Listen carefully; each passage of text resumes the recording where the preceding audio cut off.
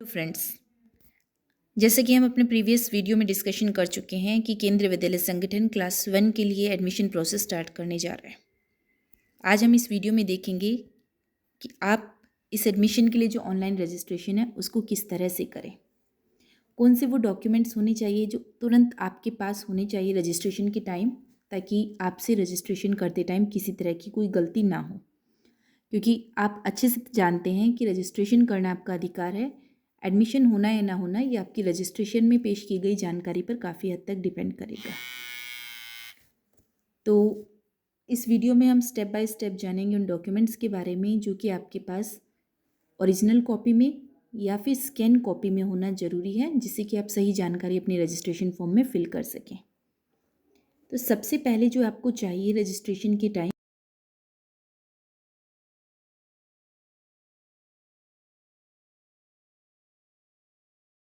काम कर रहे हो। क्यों? क्योंकि OTP जो आते हैं और आपके मैसेजेस जो आते हैं रजिस्ट्रेशन के, वो इसी पर आते हैं।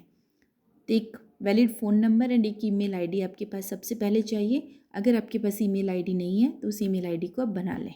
मोस्टली पेरेंट्स के पास अवेलेबल होती है। अगर किसी के पास भी नहीं है तो आप तुरंत ईमेल आईडी बना लें, जो कि बहुत मुश्किल नहीं है। अब हमें चाहिए एक scan copy of birth certificate from competent authority, यानी इन शॉर्ट अगर हम कहें तो बच्चे का जो बर्थ सर्टिफिकेट है उसकी एक स्कैन की हुई कॉपी। बर्थ के बारे में, डेट ऑफ बर्थ के बारे में मैं आपको पहले भी बता चुकी हूँ कि बर्थ जो है 1 अप्रैल 2014 से 31 मार्च 2016 के बीच का ही होना चाहिए। उससे बड़ा या उससे छोटा बच्चा एडमिशन के लिए एलिजिबल नहीं होगा। तो ये आपकी एक स्कैन कॉपी होनी चाहिए। PDF में भी हो सकती है और JPG JPEG फॉर्मेट्स में भी हो सकती है। यानी कि आप अपने जो बर्थ सर्टिफिकेट है उसे स्कैन करके या उसकी एक साफ़ सुथरी फ़ोटो खींच के रख लें। आपके पास ये सॉफ्ट कॉपी में होना चाहिए, क्योंकि ये रजिस्ट्रेशन के टाइम में अपलोड होंगे। कई सारे पेरेंट्स का ये सवाल है कि अगर हमारे पास डेट ऑफ बर्थ नहीं है तो क्या हम आधार कार्ड से डेट ऑफ बर्थ की पुष्टि कर सकते हैं? तो ये टोटली स्कूल पे डिपेंड करेगा कि वो इसे मानेंगे या नहीं मानेंगे। कुछ स्कूल्स इसे एक्सेप्ट कर लेते हैं और कुछ इसे नहीं कर पाते। तो आप ध्यान रखें, स्कूल के अकॉर्डिंग ये डिसाइड होगा। अदरवाइज आप बर्थ सर्टिफिकेट बनवा लीजिए एडमिशन तक।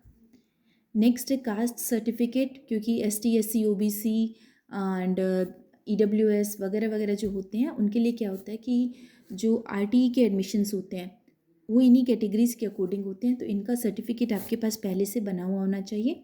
और ये सर्टिफिकेट जो है ये भी आपके पास एक सॉफ्ट कॉपी में बिल्कुल होना चाहिए, चाहे PDF चाहे JPG। क्योंकि उसी टाइम अगर आप इसे स्कैन करने लगेंगे तो क्या होगा, सर्वर पे लोड होगा और आपकी साइट जो है वो टाइम आउट हो सकती है। आपको बार बार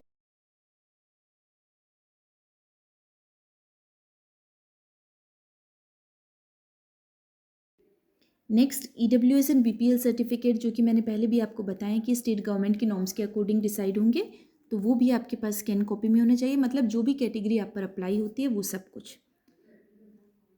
अगर आपका बच्चा फिजिकली हैंडीकैप्ड है, उसके लिए आप स्पेशल कोटा में एडमिशन चाहती हैं, तो भी उसका सर्टिफिकेट जो है वो स्कैन किया हुआ होना चाहिए। स्कैन के बिना तुरंत स्कैन करना पॉसिबल नहीं होता और उसके बिना आपका फॉर्म जो है वो कंप्लीट नहीं होगा। नेक्स्ट, कई सारे पेरेंट्स कहते हैं लास्ट 7 ईयर्स की सर्विस डिटेल्स मिलना मुश्किल है। तो ये सर्विस डिटेल्स आपको अपने ऑफिस से मिल जाएगी। ये होनी बहुत ज़्यादा ज़रूरी है। ये फॉर्म में फिल होगी। जिसके जितने ज़्यादा ट्रांसफ़र्स होते हैं उनकी प्रेफरेबिलिटी एडमिशन में उतनी ही बढ़ती है। तो इस सर्विस डिटेल में आपकी डेट चाहिए, आपने कब से कब तक किस जगह पर काम किया। ये 7 सालों का रिकॉर्ड आप पहले से तैयार करके रखिए। ये भी ऑनलाइन फॉर्म में फिल होगा। इसके बिना आपका फॉर्म में सिर्फ ट्रांसफर्स की डिटेल्स नहीं आती है, तो आपकी एडमिशन के लिए प्रायोरिटी थोड़ी कम हो जाती है। स्पेशली ऐसी जगह पर होता है जहाँ मारा मारी होती है एक एक सीट के लिए। एंड लास्ट, जो एक स्कैन्ड कॉपी होनी चाहिए बच्चे की फ़ोटो की। एक इमेज होनी चाहिए बच्चे की फ़ोटो जो होती है मोबाइल में जिस तरह से हम लेते हैं, बिल्कुल वैसे स्कैन की हुई एक पासपोर्ट साइज फ़ोटो ज़रूर होनी चाहिए। तो ये सारे डॉक्यूमेंट जो है ये हैंडी रहते हैं। आपके पहले से इन्हें तैयार करके रख लें ताकि तुरंत आप फॉर्म फिल कर सकें। तो फिर से ध्यान दें कि बच्चे की एक फ़ोटो, उसकी डेट ऑफ बर्थ सर्टिफिकेट ये आपके पास स्कैन कॉपी में होना चाहिए। कास्ट कैटेगरी से रिलेटेड जो भी सर्टिफिकेट्स होते हैं वो भी स्कैन कॉपी में होना चाहिए। अगर बच्चा फिजिकली हैंडीकैप्ड है तो वो भी आप उसका सर्टिफिकेट स्कैन करके रखिए।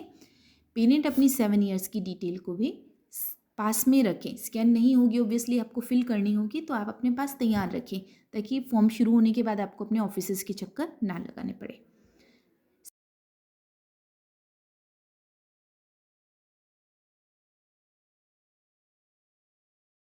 शुरू होते हैं मैं आपको स्टेप बाय स्टेप प्रोसेस बता दूंगी कि किस तरह से आप अपना रजिस्ट्रेशन करेंगे।